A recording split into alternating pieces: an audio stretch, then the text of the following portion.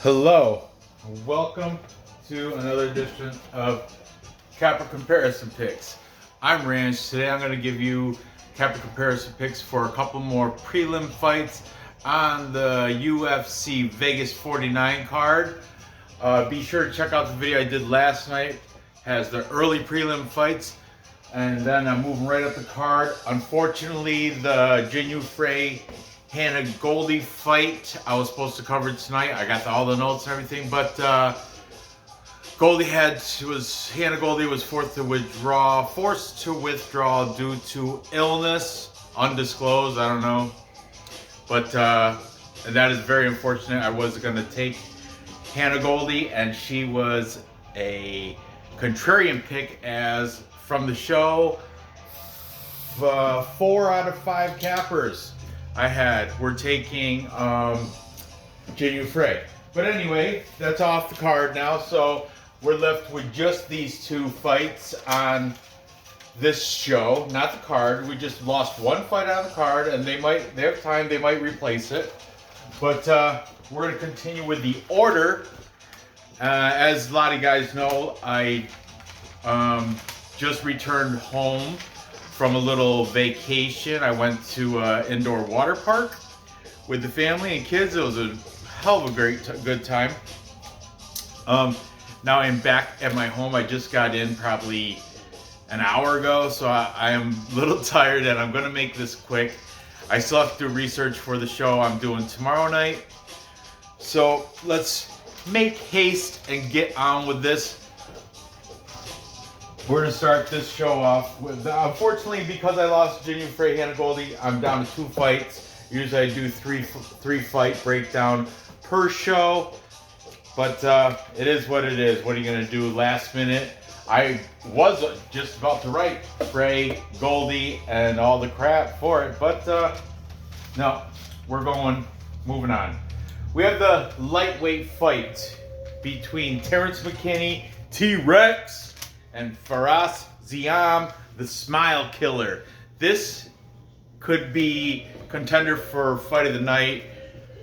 It's either this one or Arman Sarukian and Joel Alvarez, I think, for the fight of the night. But they're both very challenging fights to predict, and I don't know which way to go. So let's break this down, see what the cappers have to say in this one, and we'll take it from there. Okay, T-Rex coming as slight underdog. Terence Mckinney is coming off a win against Chinny Matt, the Steamroller Frevola. Matt Frevola, I mean, he is not known for his durability and his strong chin. Terence Mckinney did take care of business in 7 seconds of the first round with a left cross. Good on ya. Before that, he beat Michael Arizari Ortiz. That was in the LFA, and that was by punches, round 1 again. Likes to end things quick, Terence McKinney does. He is 4-1 in his last 5. Aside from that Matt Frevola thing, he did have most of his fights were in the LFA.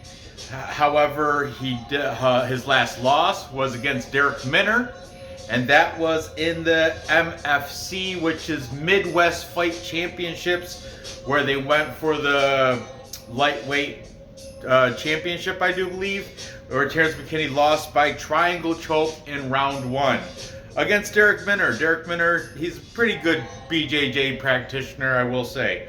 We'll give him that. Terence McKinney fights out of the Warrior Camp in Spokane, Washington. Little note I have here.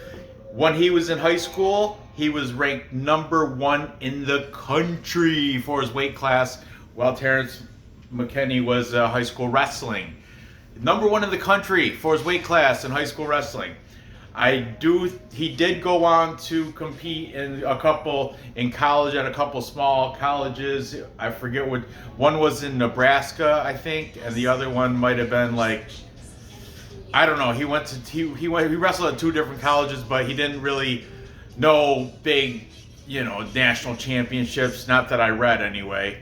And same with, he might have been ranked number 1 in the high school wrestling in the country, but I didn't read anything about him getting a state championship. So I don't know. I'm just going by what I read on Tapology, Wikipedia, and I heard from the cappers. So that's Terence McKinney in a nutshell. He's going against Ziam, Smile Killer. Smile Killer's coming off win over Luigi Vendramini by majority decision. Take that for what you will. Luigi Vendramini's mediocre. Before that, he beat Jamie Malarkey, about the same, middling lightweights. And he made his UFC debut against Don Madge, where Don Madge managed to get the victory by unanimous decision. So his UFC debut was a loss. But aside from that, he went on. He's 4-1 in his last 5, and he's before the UFC he was fighting out of European Beatdown. That is a mixed martial arts regional scene out of Belgium. So for Ziam here, he trains out of a place called Icon.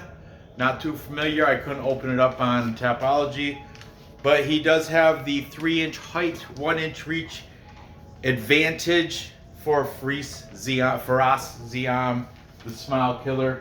Like I said, this fight, it could go either way. Both of them have 3 losses. Both of them 11 and 12 wins respectively.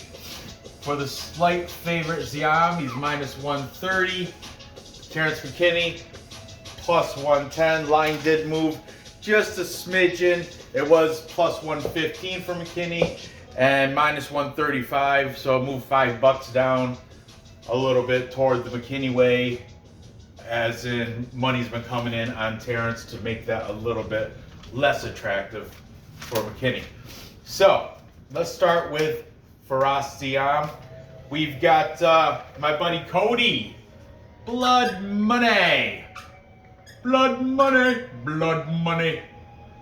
Blood money. Cody is on the side of Ziam. Then taking Terence McKinney, we've got DFS by the numbers. That is Brady, one half of the Stat Diggers. He's saying McKinney by submission, round 1. Interesting.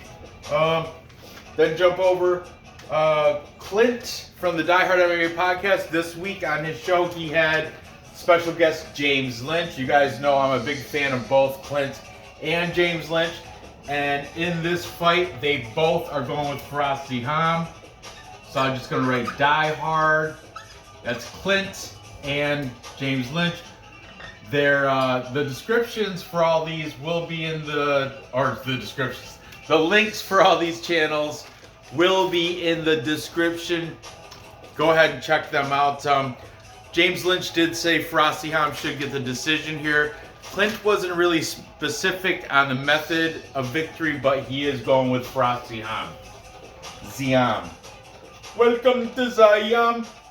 Then with Terence McKinney, we've got 2 here. That's Clint and Lynch. And 2 here, the Fight Night Pick Brothers, Matt and Craig Allen, and they're both siding with Terence McKinney. And finally, for the tiebreaker, we've got the MMA prediction guru, not the one with the knit cap from the UK, the one without the knit cap from California. And MMA prediction guru is here taking Terence McKinney by submission, first round. Pred Guru, sub, round 1. For Terence McKinney, edging out the majority, going with Terence McKinney, majority of the cappers, 3 out of 5 capping channels, taking Terence McKinney. But actually, if you want to count it down, these are 2 guys here, Matt and Craig Allen. These 2 guys here, Clint and Lynch. So it's really 3 to 4. 4 picks to 3 picks. But either way you look at it, Terence McKinney's edging out, and that's the what. Plus plus money. He's worth it for me. I'm gonna go with Terence McKinney also. I have been getting it done. I'm gonna say within distance, but I suppose I'll be specific. And DFS and Prediction Guru are both saying submission round 1, so I'm gonna also say submission. All right, there you go. But I think thing is, Ziam does have that height and reach, slight height and reach advantage. So, and I think they're seeing the strengths of McKinney on the ground with a little BJJ background. Whereas Ziam coming out of the European scene, the BJJ is just, he's not Dagestani. So, and even if he was, the BJJ is not at the same, they have a little better, different style and better wrestling. Like the Europeans, they got like it's different. I'm not saying it's better or it's worse, it's just different. But anyway, I think McKinney's better on the ground. Ziam, I think his key to victory, his path to victory would to be keep it standing up on the feet where he can get more volume. I don't think he's gonna end McKinney, and I don't think he's gonna get ended either on his feet. But I think he might go to get down to the ground and get submitted. That's why I'm taking Terence McKinney by submission. Moving on. Next we have the female featherweight fight between Josiane Nunes and Ramona Pasquale. This is a very weird and interesting fight here. Nunes is the 2-1 favorite, but that number drastically decreased. And there was a big line shift. I have written down, she opened up, she was at minus 325.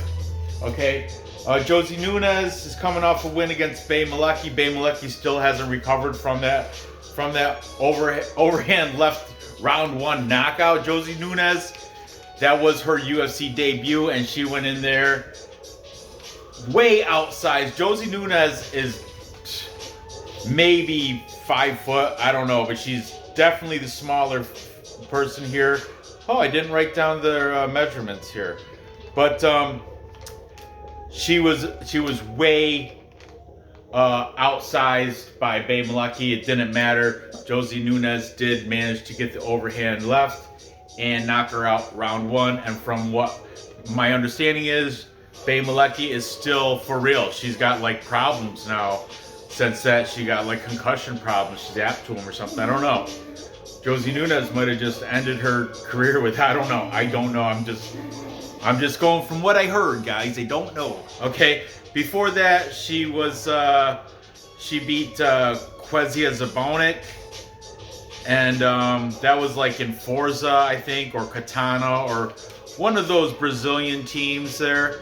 She's on a 7-fight win streak. The last time she lost, Josie Nunez, I know she's only had 1 fight in the UFC, but the last time she's taken a loss was back in 2013, and it was against Taila Santos. Taila Santos actually now has become Josie Nunez's training partner. She's a training partner of Taila Santos over at the Astra Fight Team. Yes. If you can't beat them, join them. She's now, her last loss, 2013 too. That was 9 years ago, guys. 9 years ago was the last time this Josie Nunez lost. She might be the shortest. She's looking like Joseph Benavidez. I know that's the ongoing joke now, but she might be the shortest person in the female featherweight class. But it doesn't matter. She bangs. She bangs hard. And yeah, last loss was unanimous decision to Taila Santos. And now, Taila Santos, main training partner for Josie Nunez. Now she's taking on this mystery girl, Ramona Pasquale. Pascal is out of she's from Hong Kong. Hong Kong used to be a British-owned. It used to be a British-owned republic in China. But now I think China's got it back. They won Hong Kong back from the British, but the British influence is still definitely there, obviously. But I remember there was like this big Chinese celebration. Anyway, pretty much Chinese. She is Chinese, but she's identifying as out of Hong Kong. Which is it like a separate country now? Is it I think Hong Kong is independent from China. I'm not a social studies teacher. I don't know. Okay, I'm gonna just be honest with you. There's some things Ranch just can't answer for you. That's one of them. But Ramona Pasquale, she's her last fight was win out of Invicta. Invicta is a fantastic place for female fighters. Fantastic promotional. She's coming off a TKO round 1 against Shamir Peshua.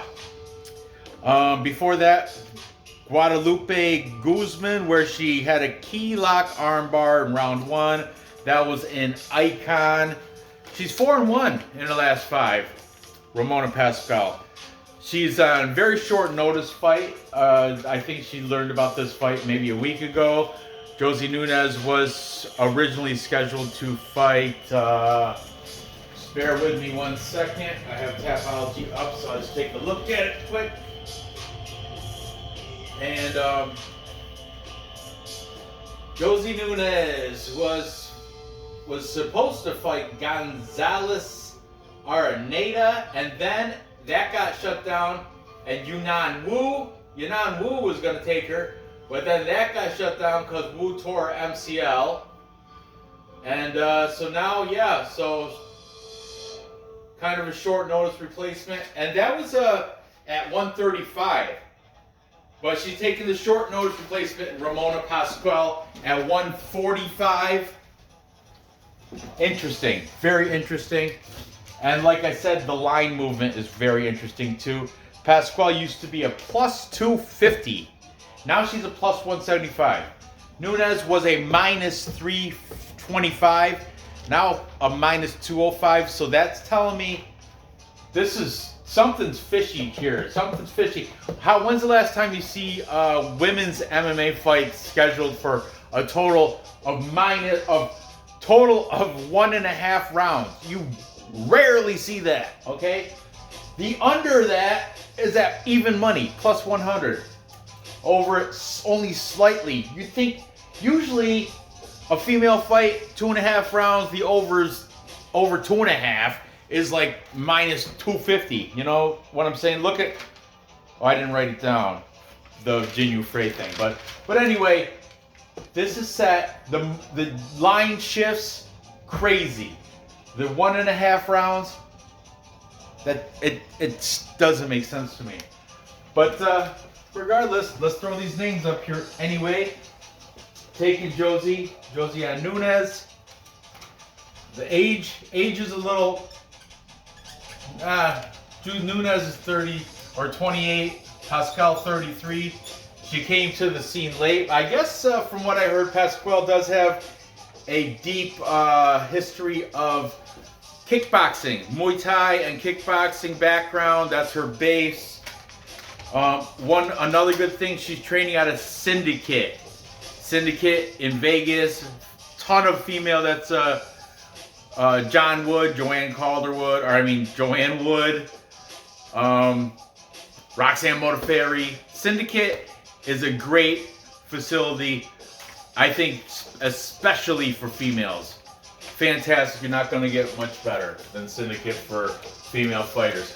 So anyway, Nunes training out of, like I said, it's listed as Striker's House, but I heard from Fight Night Pick Brothers that she's definitely training with Tyler Santos at the Astra Fight Team. So that being said, let's throw down these cappers.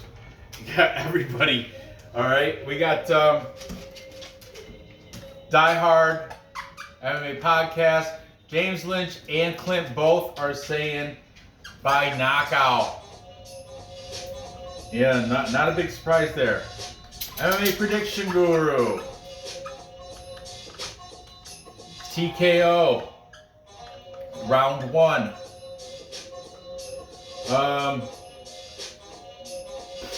Blood Money.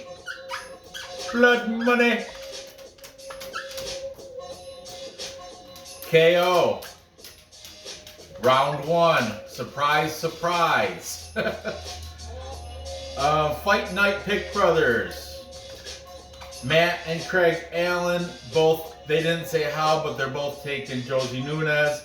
And Brady, DFS, by the numbers, is also saying by knockout. So this is a full capper consensus. Dun, dun, dun, dun, dun, dun. Full capper consensus. Win all the cappers. Throw some good luck betting pearls to you guys. When all the cappers pick the same side, and in this case, everybody is heavily on Josiane Nunes. Way big time. Even I think Tapology, I think it's like 87% of the public vote is taking Josie Nunez. But you know what? The bookies are seeing something. Why would the line drop over 100 points? Why would the line like tighten up 100 points? That's making me very cautious. And you know Pascal is going to be the bigger girl. It's at 145. Josie Nunez was supposed to fight Yanan Wu at 135. Okay, so that's something to take it. And plus, you already, you know, I think Tapology has her listed like 5'2". But from what I heard from different cappers, realistically, she's more like 4'10". She's under 5 foot. That's what a lot of these cappers are saying. But she does have like gangly long arms, so her reach is competitive. But she is going to be outside. So let's see if Tapology has the height and reach differential on this fight. Ramona Pasquale. Yeah. Oh, see, Pascal has her listed as 5'7", and it has Josie Nunez at 5'2". It's 5 inches, 5-inch height, and the reach. According to this, Josie Nunez has a half-inch reach advantage over Pascal. So I don't know, but the thing is, something's bugging me. Something is amiss. Something is weird with this. I think it might be, it's a trap. A finger trap. No, it's a trap. I think it might be. I don't know. I mean, Tapology, I'm going to pick Nunes by KO. But I'm going to hedge back. Something's telling me that Ramona Pascal, there's something fishy with that. Some mystery girl out of Hong Kong that no one's ever heard of, taking this fight on short notice. I know she jumped in there, but making a UFC debut, a mysterious kickboxing background. You can't find much information on Ramona, but Josie Nunez is my pick, but Pascual is my bet. Hedge bet that at plus money. However, for Tapology and the purpose of this parlay here, I will parlay Josie Nunez and Terence Mckinney together. So to recap, time check. Perfect. 10 minutes per fight. So to recap, I have Terence Mckinney submitting Ziam. I'm guessing probably, I'm going to say round 2. I think round 1 they might stand and trade a little bit and feel each other out. But I don't know, Terence Mckinney, he knocked out Matt Frivola in 7 seconds. So, but I don't think he's going to do the same thing to Ziam. But you never know. I think Ziam is going to, his path is to keep his status. So Terence Mckinney, if it's true that he was the #1 ranked high school wrestler in the entire country for his weight class at that time, he should be able to get a takedown against the European Ziam, I would imagine. So I think it's going to go to get a takedown, and that's when it's either going to be submission or it could be a ground and pound if he if he decides to go that route too, because all he has to do is, I think, take it down, out wrestle him on the ground, get top control, and either let the fist fly or let the submission slide in. Submission or ground and pound. I'm going to say submission only because Brady and Prediction Guru were both saying that same thing by round 1. So I'll go there. Terence McKinney, submission. And finally, I'm taking Josie Nunez by TKO. I don't know when, but I'm hedge betting Pascual for half a unit because something is fishy about the line movement. I think the bookies or the insiders or the sharps might know something that we don't. I don't know. So, anyway, there you have it. Gather the info. Place those bets and cash those tickets. I appreciate you watching. I apologize for not having a third fight on here because that Jinu Frey Hannah Goldie thing got cut off, but nonetheless, stay tuned for tomorrow where I will be covering the headliner of the prelims and the opener and another 3 more fights on the UFC Vegas 49 card. Okay, good luck on your bets, and I'll see you tomorrow.